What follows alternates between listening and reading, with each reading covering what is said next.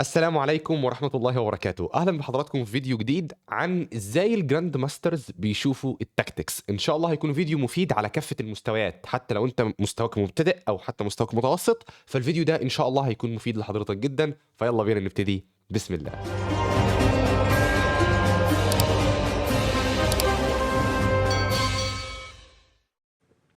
الطريقة اللي جاي أكلم حضراتكم عليها هي مش طريقة صعبة ولا حاجة، ولكن الطريقة دي المفروض تكون يعني محطوطة في بالك دايمًا، أو الطريقة دي المفروض تكون دايمًا حاططها في الحسبان. ليه؟ علشان دايمًا الطريقة ديّة هتلاقي منها tactics كتيرة جدًا، وهتعرف تبني على أساسها tactics، تمام؟ لأن في بعض الأوقات أنت بتحس إن إيه ده الtactics دي صعبة، يعني هو إزاي الجراند ماستر ده شافها؟ هو إزاي مثلًا لقي النقلة الصعبة دي؟ طبعًا أنا مش بادعي مثلًا إن أنا يعني جراند ماستر أو مثلًا لأ، مش قصدي كده خالص، ولكن الكلام ده يا جماعة يعني مش جايبه من نفسي أصلًا، تمام؟ هي أمثلة من كتب وباوريها لحضراتكم، ولكن هي طريقة بالفعل فعّالة. أنا عن نفسي جربتها والحمد لله يعني بتنفع، أو يعني هي فعلًا طريقة قوية جدًا، جدًا، وبتريحني من الكثير من الحسابات، وبتخلّيني أعرف أبني أفكار تكتيكية قوية جدًا. طيب ادخل في الموضوع على طول يا اسلام، ما ترغيش كتير. إيه الطريقة ديّة؟ الطريقة ديّة هي ما لهاش اسم معيّن، ولكن ممكن أسميها، أو يعني أنا أسميها لحضراتكم، هي طريقة التفكير العكسي. يعني إيه طريقة التفكير العكسي؟ يعني إحنا لمّا بنيجي نحسب tactics أو لمّا تيجي تحسب نقلات عادية، أنت بتحسب إزاي؟ والله هتقول مثلًا أنا هادفع البيدق فهو يرُد كذا، فهو يعمل كذا. يعني أنت بتحسب بشكل progressive، صح كده؟ يعني إيه بشكل progressive؟ يعني بتحسب اللي هو أنا هالعب دي، فهو يلعب دي، فهو يلعب دي، فهالعب دي، فيلعب دي، صح كده؟ ده لمّا تيجي تحسب، مش كده؟ لكن إيه رأيك لو إحنا جينا حسبنا بالعكس؟ يعني إيه مش فاهم؟ يعني جِبنا نهاية الخيط ورُحنا قعدنا نبني على أساسه نقلات مبنية على النقلة الأخيرة. طب ما هو يعني مش فاهم أنت إزاي هتجيب النقلة الأخيرة وترجع؟ ما أنا مش عارف إيه النقلة الأولى اللي هابني عليها. هاقول لك، هنا تيجي الطريقة اللي أنا باكلم حضراتكم عليها. دلوقتي يا جماعة الخير، أنا في الشكل اللي زي ده، الحصان دايمًا على مربع الD5 بيكون قوي جدًا على outpost، وبيكون قادر إن هو يدّي كِش دايمًا من على الE7 ومن على الF6، لأن غالبًا الملك بيكون هنا، صح كده؟ حلو. طيب إيه رأيك لو خلّينا خلي بالك أول مثال هيبقى سهل، الباقيين هيبقوا صعبين، فحاول تركّز معايا، تمام؟ إيه رأيك لو بدأنا حسابات من أول نطة الحصان هنا بكِش؟ يعني إيه مش فاهم؟ يعني دلوقتي لو الحصان نَط هنا بكِش ما لهاش لازمة، ما هو هياكل. لا، لأ، دي آخر نقلة. بتهزر؟ أنت دلوقتي عندك نقلة في جيبك، صح كده؟ إيه رأيك تبني على الكِش ديّة تكتيك؟ مش فاهم برضه. تعالَ نفكّر معايا، تمام؟ لو الحصان جه هنا بكِش، مش الرُك بياكل؟ طيب هل تقدر ترجع خطوة كمان تخلّي الأكلة بتاعة الرُك دي ما تنفعش؟ إزاي؟ يعني مثلًا ممكن الوزير ييجي هنا، بحيث وقتها الكِش ديّة الرُك ما يقدرش ياكل، لأن وزيري هياكل الوزير اللي وراه. مش فاهم، ركّز معايا. دلوقتي لو أنا جِبت كده كِش على طول، صح كده؟ الحصان ده بيتاكل بالرُك. طب تخيّل نفس السيناريو، الوزير ده كان هنا، صح كده؟ تمام. إيه اللي هيحصل؟ وقتها الكِش ديّة هتبقى قوية. ليه؟ لأن الرُك ما يقدرش ياكل. ليه؟ لأنه لو أكل الوزير هنا، صح كده؟ فأنا هاكل وزيره ببلاش، مش كده؟ طب ارجع معايا خطوة تاني لورا، هو إزاي ممكن أجيب الوزير هنا؟ طب ليه؟ علشان أستفيد بالكِش دي، تبقى الكِش في نفس الوقت طالبة الوزير، في نفس الوقت الرُك ما تقدرش تروح تاكل. إيه ده إحنا بنرجع لورا. يبقى أنا أقدر أستغل وجود الحصان هنا علشان يدّي كِش عن طريق brilliant move روك C8. واو! فهمتوا الفكرة؟ إيه روك C8 دي؟ عاوز وزيرك؟ مش هتاكل، هاكل حصانك، صح كده؟ عايز وزيرك ببلاش. طب ثواني، مش ممكن الوزير ياكل؟ فعلًا دي best move. دلوقتي إحنا شُفتوا يا جماعة إحنا رجعنا لورا وبعد كده طلعنا لقدّام تاني. إيه ده؟ الوزير جه هنا، جه مع الملك في مربع اسمه forkable square. لو أنت ما شُفتش كورس نقار الخشب شوفه، تمام؟ شارح الموضوع ده بالتفصيل، أو عاطي أمثلة كتير على الكلام ده.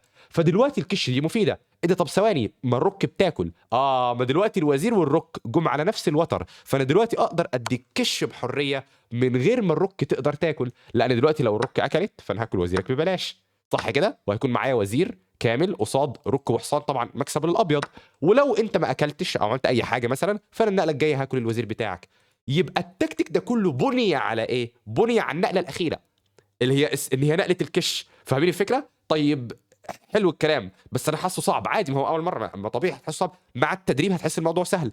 طيب تعالَ أأكد لك، تعالَ أدّيك كذا مثال على نفس الفكرة، تمام؟ طيب مثال كمان، بس يا جماعة بُصّوا عشان نبقوا صرحاء مع بعض، لا ننكر دور الcalculation اللي هو الحسابات، تمام؟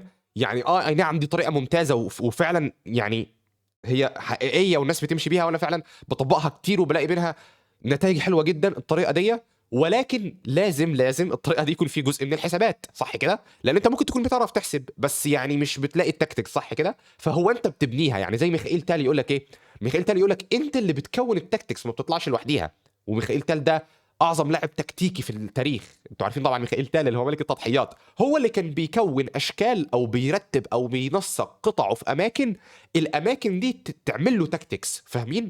يعني لمّا حد بيقول لي أنا باعرف أحل الtactics معاك مثلًا في كورس نقار الخشب، أو باعرف أحل معاك مثلًا أو باعرف أحل tactics online لكن آجي في الدور الtactics دي مش بالاقيها، لأ ما هو أنت اللي بتبنيها، فاهمين الفكرة يا جماعة؟ أنت اللي بتبدأ تشكّلها بالشكل ده، مثلًا يالّا بينا نطبّق نفس النمط بالضبط، دلوقتي أنا معايا الحصان ده صح كده؟ الحصان ده مش ممكن ينضم هنا بكِش أو هنا بكِش؟ آه. شكل المربع ده ما لهوش لازمة أوي، يعني الكِش دي مش حاسس إن ليها لازمة أوي، صح كده؟ لكن شايف إن في كِش هنا قوية، هتقول لي آه سهلة، هتدّي له كِش من هنا وتاخد الوزير بتاعه، هاقول لك خلّي بالك لو أنت أعطيته كِش من هنا بلندر، ليه؟ لأن دلوقتي هو يعني بياكل عادي الحصان بتاعك وما فيش وزير ولا حاجة، خلّي بالك تمام؟ وبالتالي الكِش دي مش موجودة، فخلّي بالك لازم يكون في جزء من الحسابات يا جماعة. تمام، طبعًا إحنا عاملين كورس حسابات عندنا على القناة لو يعني أتمنى يكون في إقبال عليه أكتر عشان نتشجع إن إحنا نكمّله إن شاء الله، تمام، هتلاقيه على القناة مفيد جدًا، جدًا من كتاب ياكوب أجارد اللي هو يعقوب أجارد يعني مدرب فابيانو كاروانا وعبد الستاروف ومدرب الكثير من أبطال العالم يعني تمام، فالمهم نرجع تاني، وبالتالي أنت عندك كِش، طب إيه رأيك لو الكِش ديّة كانت نهاية الحسابات، تعالَ نعمل نفس الطريقة ونبني عليها tactics لورا، يعني نرجع لورا ما نبدأش نحسب لقدّام، فاهم الفكرة؟ يعني في الآخر خالص الكِش دي إزاي أخلّيها مفيدة؟ حلو جدًا، هتقول لي سهلة، هاقول لك اتفضل.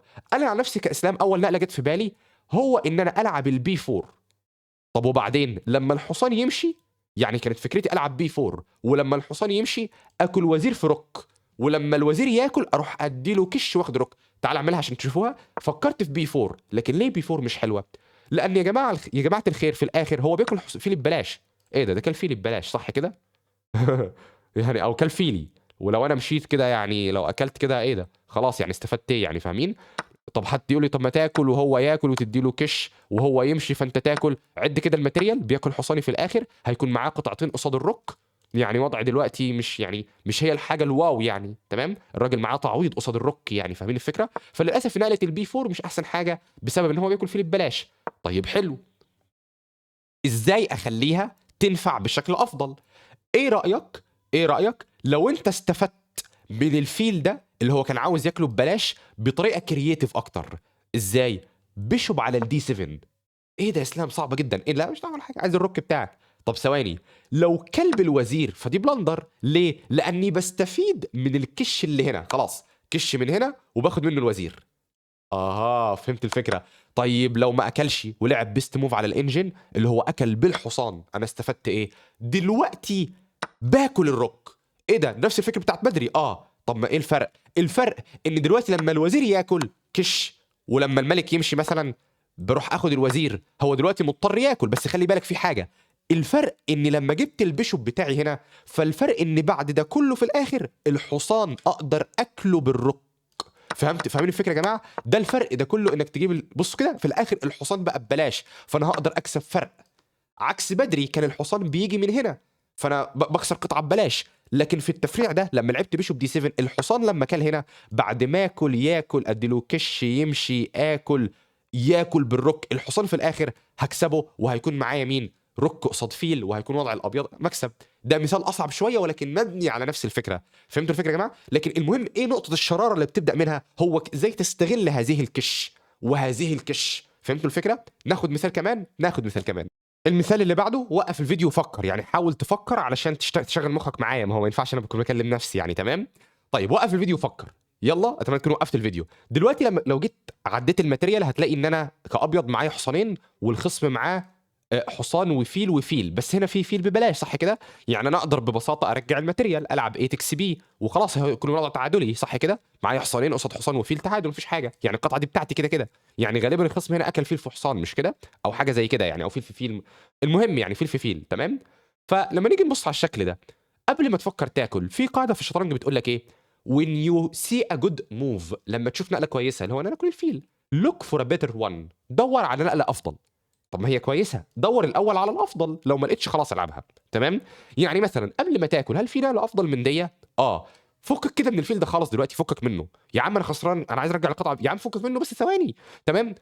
دلوقتي انت عندك كش في جيبك، فين الحصان ده والحصان ده يقدروا يجوا هنا بكش. الله حلو قوي. هتقول لي سهله، اديله كش يروح ياكل، اروح اديله كش يروح يمشي، اروح اكل الرك بتاعته. هقول لك لا مش كده. امال ايه؟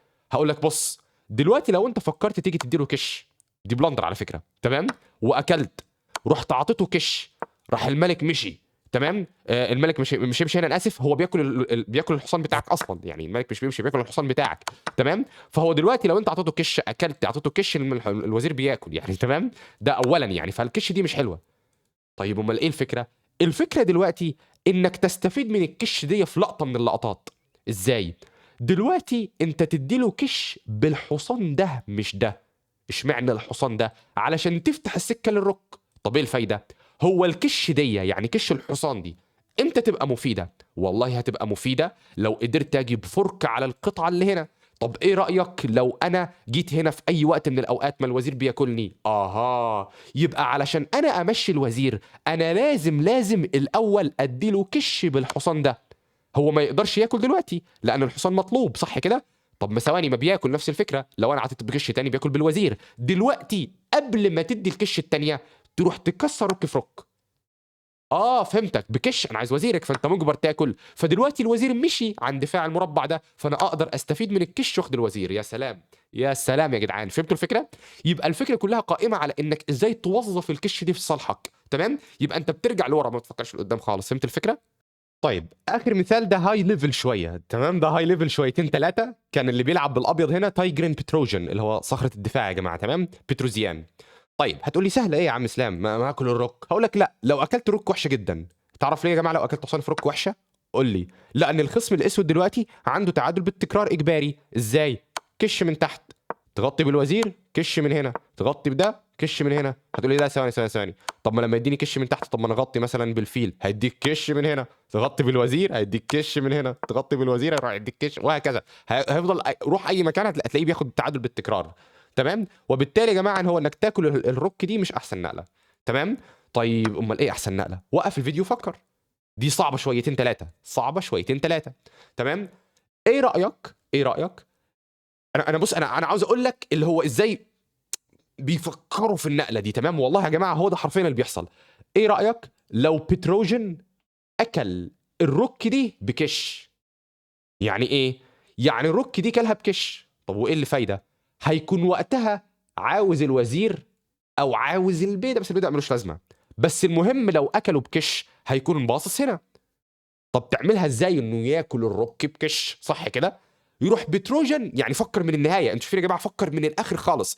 ازاي لو اكل الرك بكش تحصل؟ يعني هو بيكون بناء على هذه الفكره. راح بتروجن قال لك سهله، هو امتى اكل الرك دي بكش؟ شوف انا برجع بالخطوه، يعني انا اخر حاجه ان انا عايز اكل الرك دي بكش علشان ما يكونش عنده وقت يديني تعادل بالتكرار، صح كده؟ هقول لك سهله، لو اكلت الرك دي بكش يعني انت عاوز الملك هنا او عاوز الملك هنا. مش كده يا جماعه؟ شوف انا ازاي بفكر بالتدريج.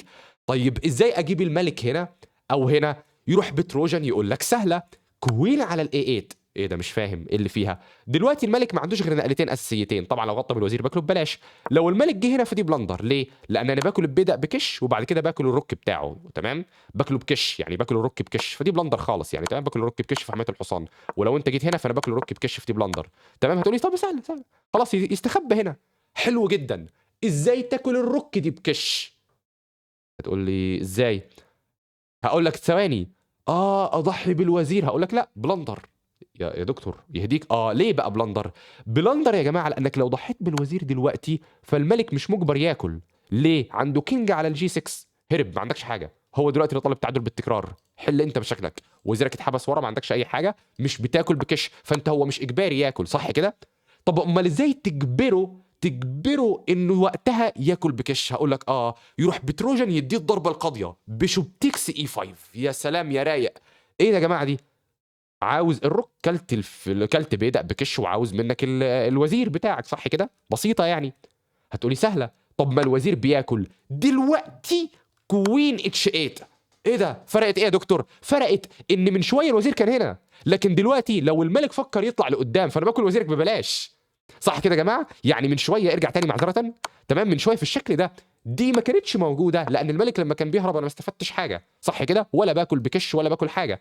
لكن الفكره ان عملها بتروجن، انه لما اكل بيشوب تكس اي 5 فدلوقتي انت مجبر تاكل بالوزير، هتخسر وزيرك، فانا بلعب كوين على الاي 8. ما عندكش وقت تعمل كده لاني باكل وزيرك حامل حصان، فانت مجبر تاكل، فانا وقتها اكل الرك بكش. فهمتوا الفكره؟ تمشي اروح اكل وزيرك وهيكون معايا حصان في اند جيم، ومعايا حصان قصاد بيدق، وانت يعني الابيض طبعا دلوقتي ده مكسب صريح. تمام، تعالوا نشوفوا اخر مثال لميخائيل تال بيطبق نفس الاستراتيجيه دي حرفيا او نفس الفكره. تمام، طيب المثال الاخير معانا في الفيديو في الشكل ده. لو حابب توقف الفيديو فكر. تمام، ميخائيل تال يفكر هو انا ازاي ممكن بشكل من الاشكال استغل الحصان ده لو جه هنا بكش. ايه ده؟ ثواني يا عم اسلام، ما الحصان ده ما بيجيش بكش، ده الملك هنا. صح كده. هتقول لي طيب استفيد منه ازاي برضه؟ بص هي صعبه، انا مش هكدب عليك، هي صعبه، ولكن ده ميخائيل تال. ميخائيل تال في الشكل ده قالك سهله. ايه السهل في كده؟ رك على البي 6، عاوز اديك كشمات. ايه ده؟ نعم. طب ما في فيل يا عم بياكل، ايه الهبل ده؟ هقول لك حلو جدا، دلوقتي انا بلعب كينج على الاي 6، عاوز ادي لك كش مات في واحد في حمايه الملك. دي فكره ميخائيل تال. طب ثانيه، طب ما عادي يعني انت عاوز مهدد بمات من هنا، طب ما سهله، طب ما الرك بتحميها، رك على الدي 7 حميت الكشمات. يروح ميخائيل تال يقول له حميت الكشمات بس ما حميتش تضحياتي. بريليانت موف الثانيه من تال، كوين على الاي 8. يا نهار ابيض يا جدعان، ايه ده؟ ايه ده؟ ايه يا جدعان ده؟ ايه كوين على الاي 8 دي؟ فكرتها ان انا عاوز استغل الحصان ده انه يجيب كش. طب ما الملك بياكل دلوقتي، الملك جه على مربع الكش فانا برجع الفيل بكش، تمشي بالملك، الملك جه على مربع الكش فانا باكل الرك بكش، النقله الجايه باكل الوزير، وبعد كده هيكون معايا حصان قصاد بدائين، وانا معايا بدأ زياده، الحصان يلم البدائين وهكون كسبت الدور. ده بقى يا جماعه، يعني ده حرفيا الليفل بتاع الوحش، ده ليفل الوحش يا جدعان. تمام. مش عارف اقول ايه الصراحه، ايه الجمدان ده؟ ما اعرفش ايه يعني ده. بصوا ده ليفل تاني خالص. تمام، يعني الصراحه يعني تمام. يعني اتمنى تكونوا استمتعتوا ان شاء الله واستفدتوا. وخلي بالكم يا جماعه ده نمط تكتيكي واحد من الانماط التكتيكيه يعني. تمام، لو انت حابب تتعلم انماط تكتيكيه اكتر فعندنا كورس اسمه زود بيكر ميثود او طريقه نقار الخشب. تمام، هتلاقيني بشرح انماط وافكار كتير جدا جدا تانية، ولكن حبيت اعمل الطريقه دي او اعرض الطريقه دي لان ان شاء الله هتلاقوا افكار كتير جدا جدا مبنيه على هذه الطريقه يعني. تمام، او هتعرفوا تلاقوا تكتيكس كتير جدا مبنيه على تلك الطريقه يعني. تمام، ان شاء الله لو الفيديو عجبكم نبقى نعمل فيديوهات زي دي تاني في المستقبل. ده فيديو قصير مش تبع كورس معين، انتوا عارفين يا جماعه في عندنا كورسات كتير على القناه، ولكن ده فيديو ايه، يعتبر فيديو مش تبع كورس معين يعني. تمام، ان شاء الله يكون فادكم، قولوا رايكم في التعليقات. لو فادك ما تنساش تعمل لايك وسبسكرايب وتشغل زر الجرس وتدخل تاخد لك لفه كده في القناه يعني، وتشوف الكونتنت اللي عندنا ان شاء الله يعجبك ويفيدك. كان معكم اخوكم اسلام حماده، والسلام عليكم ورحمه الله وبركاته.